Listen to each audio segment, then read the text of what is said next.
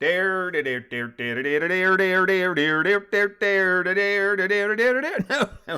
that's wrong. Dixie Diamonds 321. Mets 12:48 a.m. Dixie 9:48 a.m. Looking Lala in the eyes, Eddie pushed his tongue against the left side of his closed mouth just below his lower lip. Pensively, he pushed his tongue back and forth 3 times before moving it upward to his left cheek, where it circled 3 more times while he continued to return her gaze. Eddie finally broke his silence by declaring, "You lost me. You say Brentsy has a drone that communicates telepathically and that it's alive? I don't understand."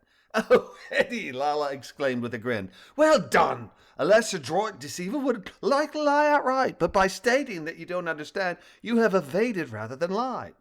Let's get down to brass tacks. Brentsy created a sentient helium-filled drone with information he stole from Dr. Rosier. When de Rosier confronted Brentsy tried to murder de Rosier by smashing him over the head. With help from someone," she continued, air quoting someone, "de Rosier managed to escape. We know that the someone was the drone and that Brentsy was attempting to recapture said drone when his Brentsy copter was intercepted when he was arrested. Most importantly, the 3 of us know that your gang of 4 disabled the tracker that Brentsy had placed in the drone, the very tracker Brentsy was using to hunt it down. Based on what we know, I'm convinced that said drone is alive and well and communicating with you telepathically, and that the obscure and or classified information that you shared with me is being provided to you by said telepathic drone. Now, where is the drone, with whom is it communicating, and who is controlling it? Feel free to answer these questions whatever order you prefer, but I must insist that you do answer," she concluded, twisting her mouth to the right as she tilted her head in the same direction while squinting her left eyelid. "Actually," Balloony telepathed to all 3 humans, "I am hovering just above your head about 2,000 meters up. I can remain airborne or descend so we can have a face-to-face, so to speak. I'm happy to do either. Do you have a preference?"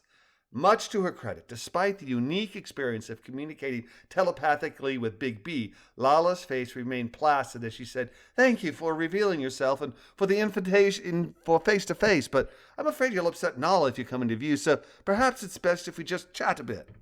Nala approached Lala and moved her wet nose so it touched her human's hand as she telepathed to the group.